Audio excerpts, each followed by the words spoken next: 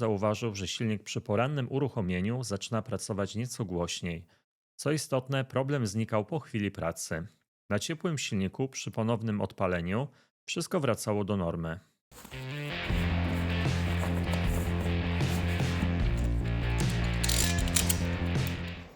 Witajcie w kolejnym odcinku na kanale R2D. Na stole roboczym pojawiła się kolejna przesyłka i tym razem historia zaczyna się nie od tabeli ani danych technicznych, tylko od dźwięku. Dźwięku, który pojawił się przy porannym rozruchu. Autorem tego eksperymentu jest Mateusz i wszystko zaczęło się dość niewinnie. Po przejechaniu około 5500 km zauważył, że silnik przy porannym uruchomieniu zaczyna pracować nieco głośniej. Co istotne, problem znikał po chwili pracy.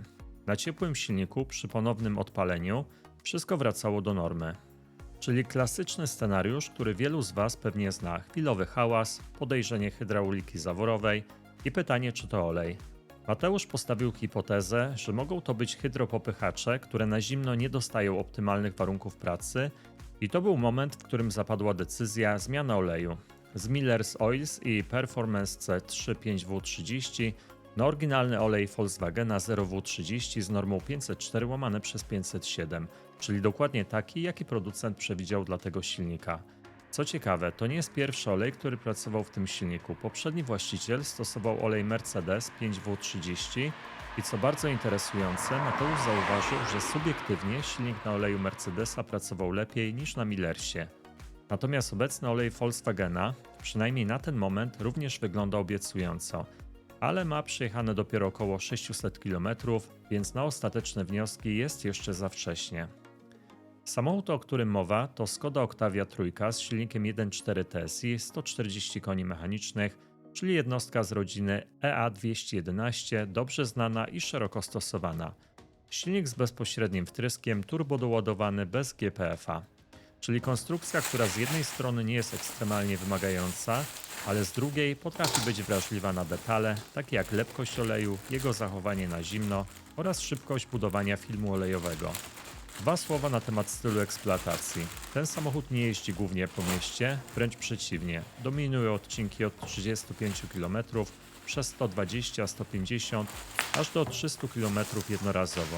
Czyli warunki raczej sprzyjające stabilnej pracy oleju, ale mimo to pojawił się sygnał. I teraz najważniejsze pytanie powiązane z celem badania.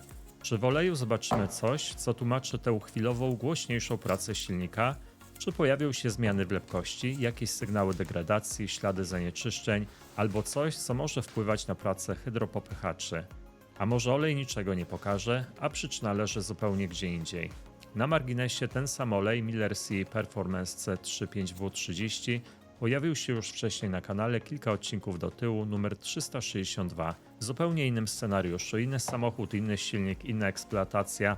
Dlatego dzisiejszy odcinek to nie tylko analiza jednej próbki, to również porównanie, jak ten sam olej zachowuje się w różnych warunkach. W dalszej części sprawdzimy lepkość oleju świeżego i przepracowanego, test bibułowy oraz analizę w podczerwieni i spróbujemy odpowiedzieć na pytanie, czy olej może być przyczyną takich objawów, czy tylko ich świadkiem. Zapraszam do wspólnego eksperymentowania.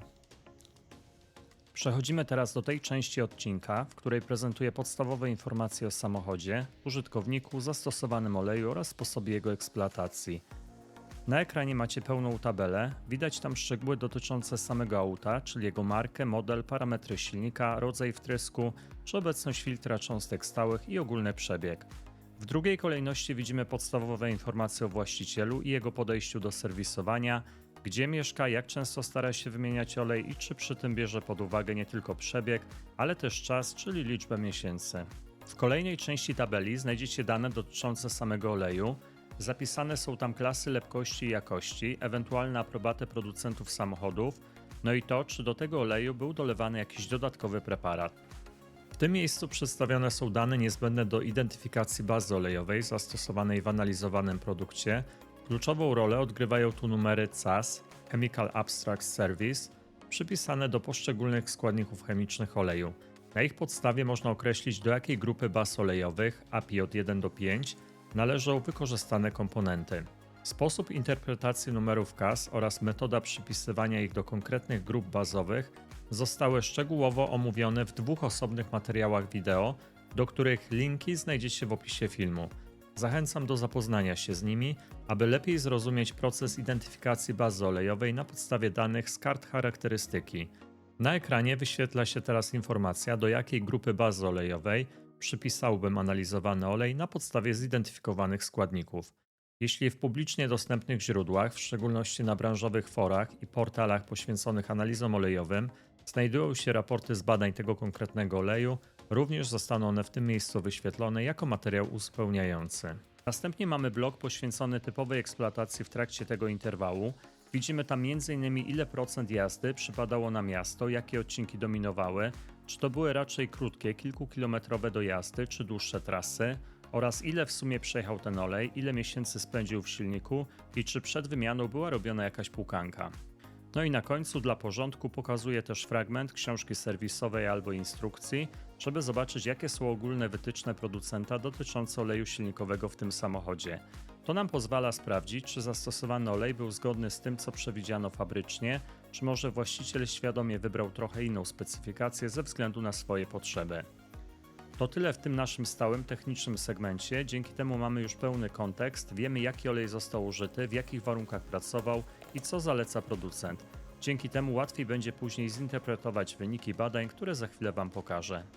Przechodzimy do badań laboratoryjnych, najpierw pomiar oleju świeżego, w drugiej kolejności próbka oleju przepracowanego, w tle podczerwień. Zapraszam do wspólnego eksperymentowania.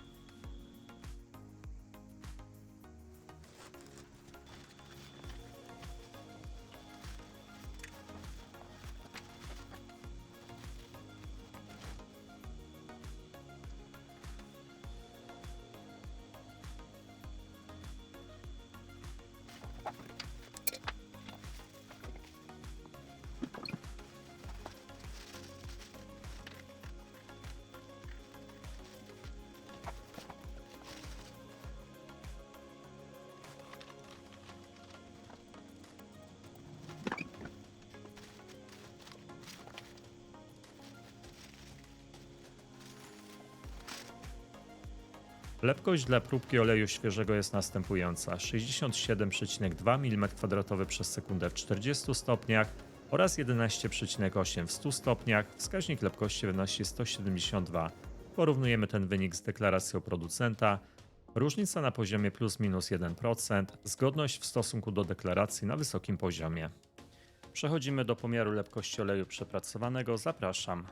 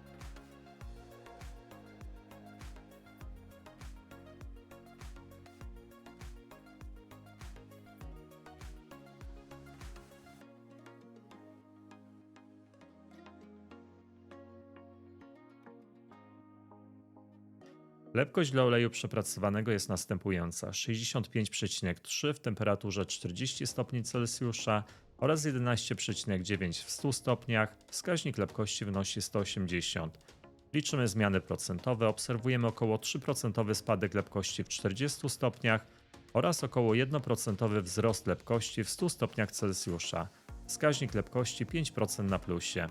Jaki wniosek? To jest praktycznie pełna stabilność lepkości, brak rozcieńczenia paliwem, brak zagęszczania, brak ścinania polimerów, czyli olej trzyma parametry bardzo dobrze. Przechodzimy do kolejnego etapu badań, test bibułowy. Użyjemy testu IDEA od MCU oraz testu wewnętrznego R2D w opcji z 3 bibułami. Zobaczcie, jak wyglądała aplikacja kropli na test oraz kilka zdjęć zrobionych po określonym czasie.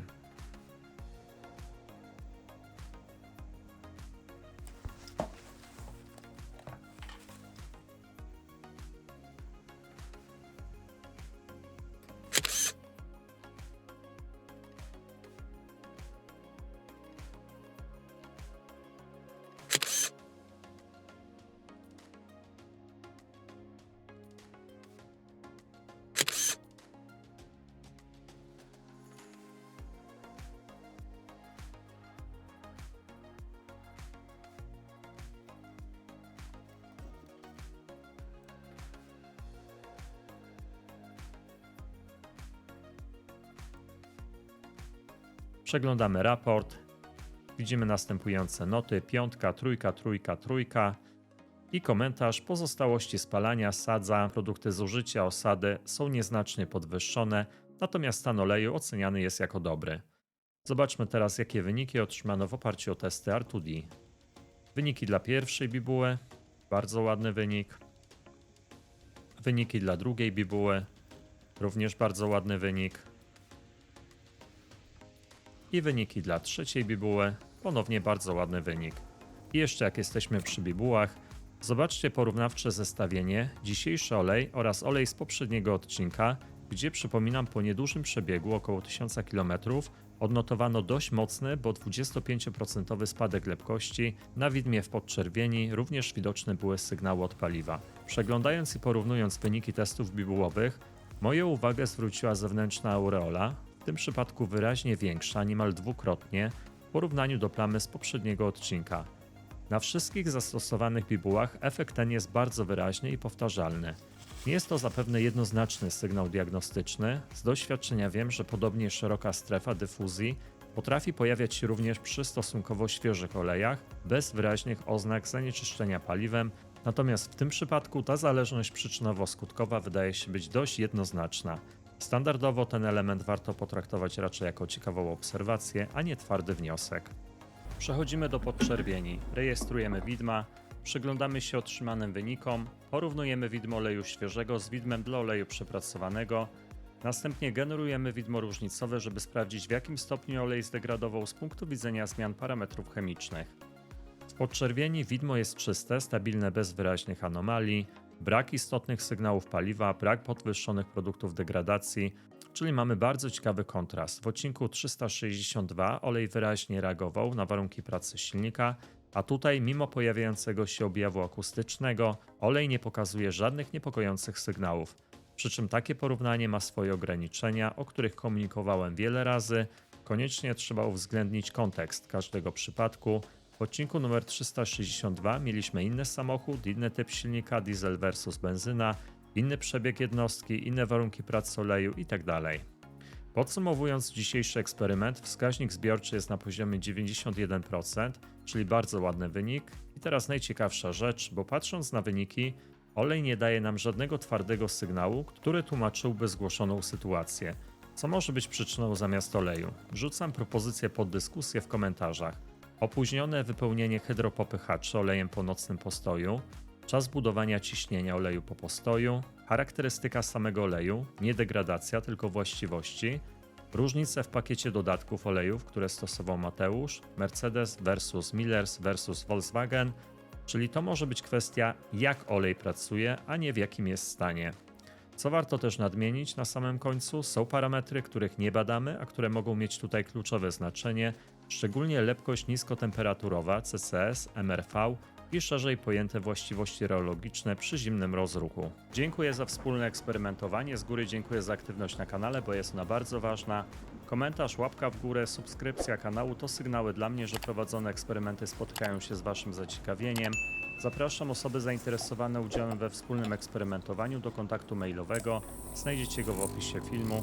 Dziękuję wszystkim patronom kanału za wsparcie inicjatywy prowadzenia eksperymentów na platformie YouTube. Wszystkich zainteresowanych zapraszam do tego grona. Do usłyszenia w następnym odcinku. Cześć!